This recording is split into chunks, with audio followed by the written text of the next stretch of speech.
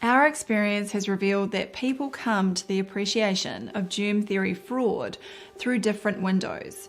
For me, it was seeing all the failed human transmission attempts, beginning with the Rosenau experiments during the Spanish flu era. In recent years, others have said it was my husband Mark's essay, A Farewell to Virology, his formal refutation of the entire virus model, that initiated their paradigm shift. Indeed, in the last 5 years, a new generation of critics of virology, germ theory, and so-called contagious diseases have been working overtime to dismantle every aspect of the pathogen and contagion concepts. The dissection of the foundational science has led to the complete unravelling of any evidence for viruses and alleged germs, bacterial or otherwise, causing disease. Despite this, we still hear people say, well, didn't infectious diseases devastate the indigenous population when the colonists arrived in insert country here? So let's see if we can help with this question and hopefully bring a few more people out from under the germ theory spell.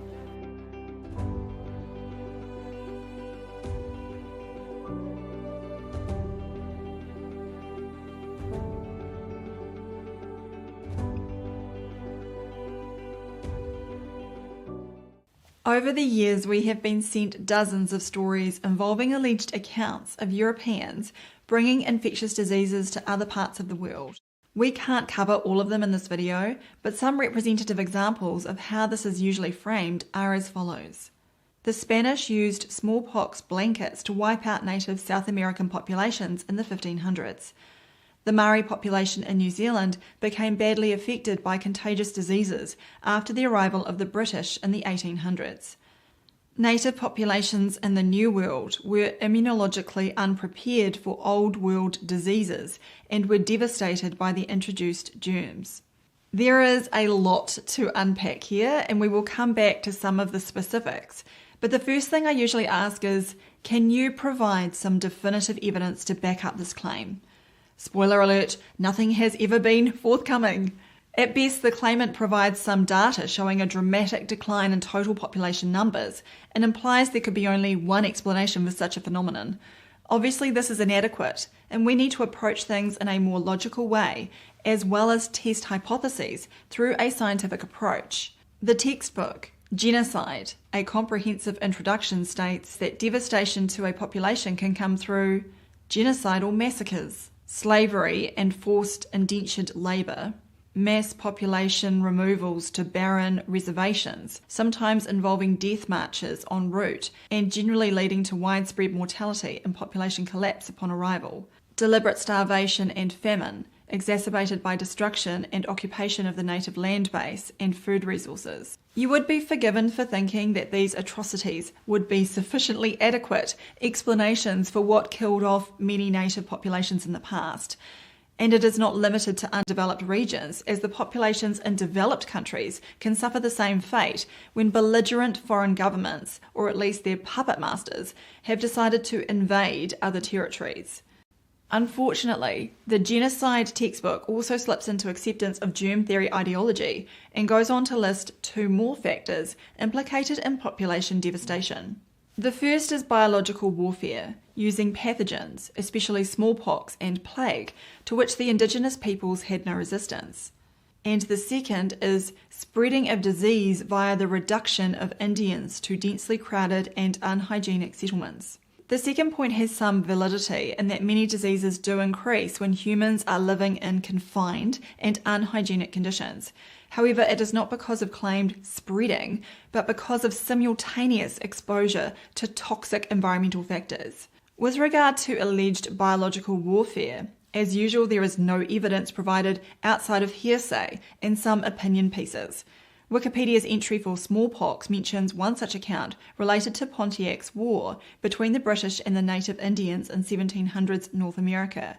Under the biological warfare section, it reports on an apparent attempt to introduce smallpox to the Indians, stating that on 24th of June 1763, William Trent, a local trader and commander of the Fort Pitt militia, wrote, "Out of our regard for them, we gave them 2 blankets and a handkerchief out of the smallpox hospital. I hope it will have the desired effect."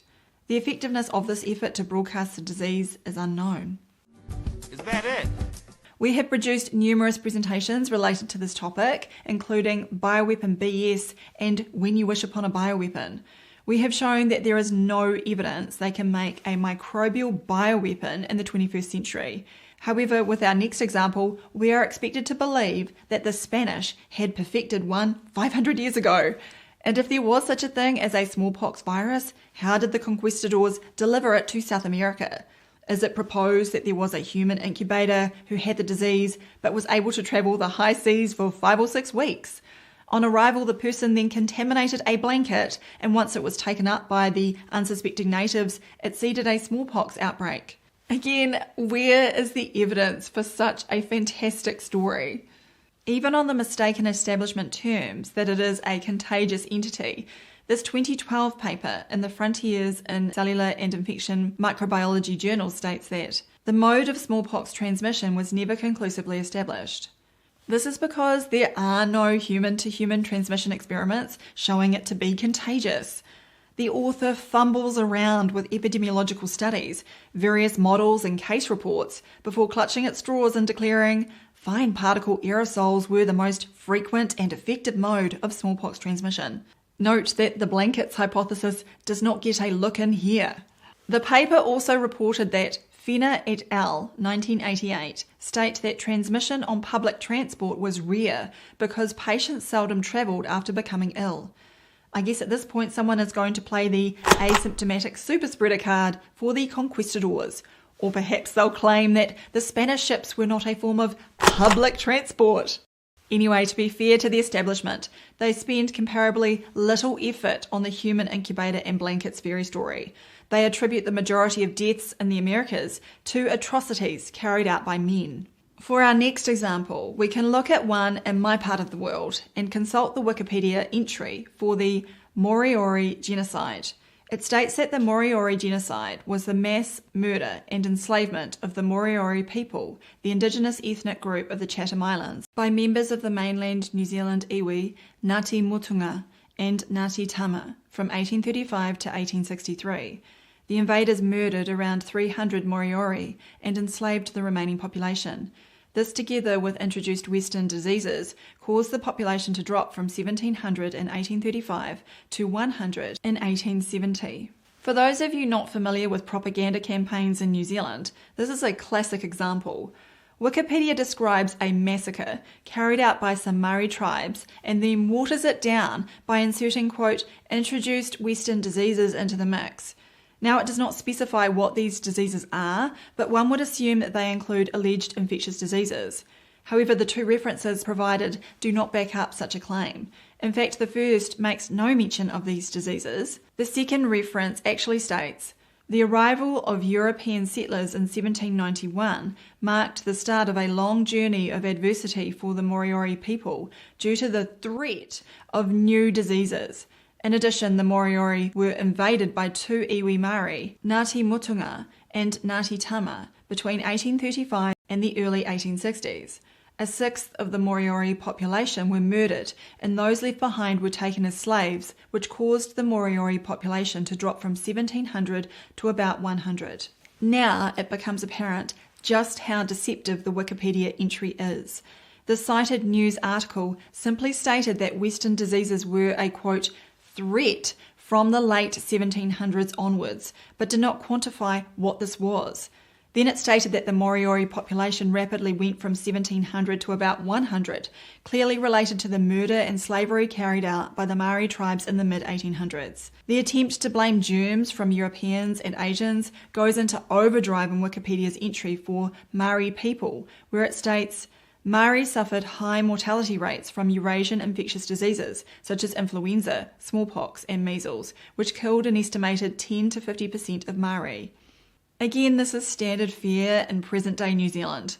Perhaps they didn't get the memo that other regions are backing down on the germs killing the indigenous people rumours. Anyway, let's have a look at the citations provided by Wikipedia.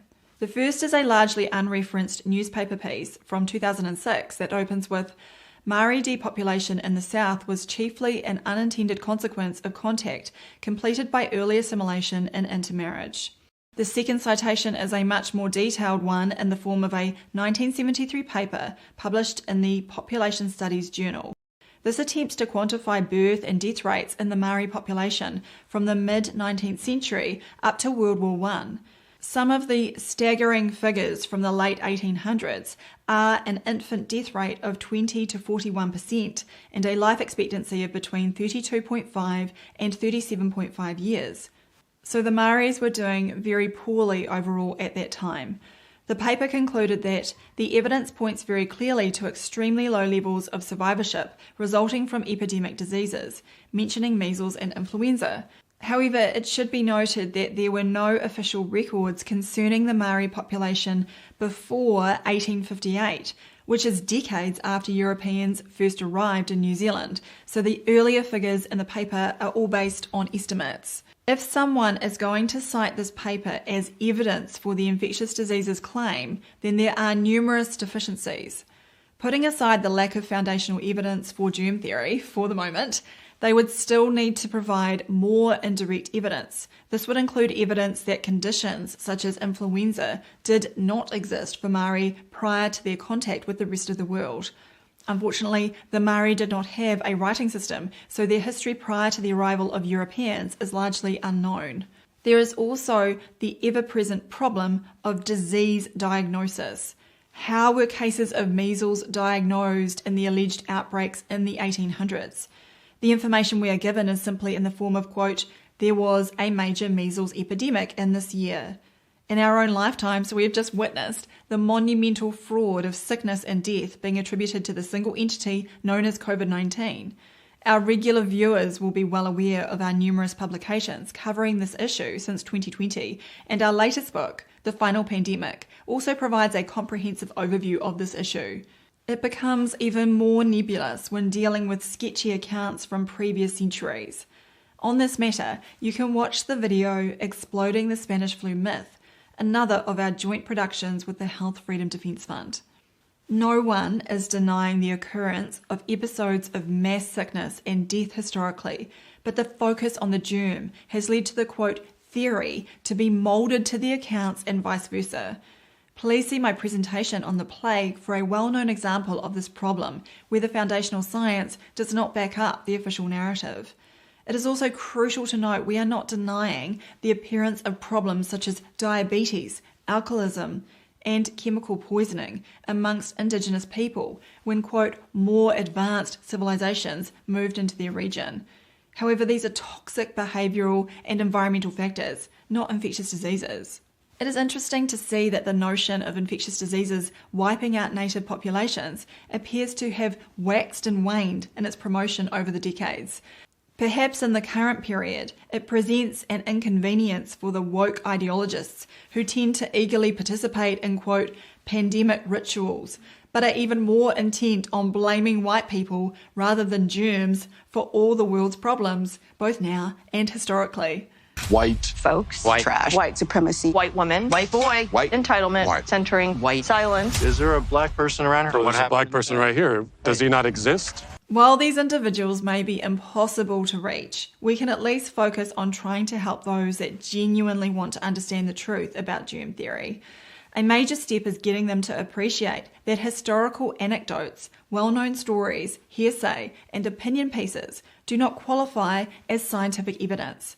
If there are claims being put forward regarding, for example, the existence of a pathogen or the contagious nature of a disease, then it needs to be tested through the scientific method. As stated in the Encyclopaedia Britannica, a scientific hypothesis is an idea that proposes a tentative explanation about a phenomenon or a narrow set of phenomena observed in the natural world. The two primary features of a scientific hypothesis are falsifiability and testability, to be supported or refuted through observation and experimentation. This is an integral part of the scientific method, as formulated by philosopher of science Karl Popper. We have been through thousands of the pivotal studies, including the original work of Robert Koch and Louis Pasteur. While Koch's postulates were logical and scientifically formulated, they have never been correctly satisfied for any disease. The hypothesis that microbes attack healthy tissue has been falsified. The hypothesis that there is human-to-human transmission of disease via microbes has been falsified. If you want to know about specific diseases such as measles, influenza, pertussis, and many more, then please look at all of the free resources on our website, where there are numerous videos, short articles, and formal essays. I would also recommend Mike Stone's Virology, one of the largest repositories of articles that refute all aspects of germ theory. It must be appreciated that the idea that, quote, introduced germs can or did attack naive populations has been propagated through misunderstandings or deception. As we and fellow germ theory critics have shown, the foundational scientific evidence falls flat. The concept has been falsified upstream, so it is illogical to then expect us to consider lower quality downstream quote evidence as a counter-argument. No one that has provided refutations of germ theory is obliged to provide alternative explanations as to what causes current or historical illness and death. However, we have certainly worked on this in our publications, as have our colleagues such as Daniel Reuters, author of Can You Catch a Cold, as well as Dawn Lester and David Parker, authors of What Really Makes You Ill. The sooner more people let go of the fear surrounding microbes and the phony wars being waged against them, the sooner we can end situations such as the COVID-19 fraud. The realization is also vital to avert the ever-encroaching biosecurity surveillance state. There is a better way to be healthy and prosperous. Stay tuned as my family and others will continue to show what that looks like. If you enjoyed this video, please visit supportdrsam.com.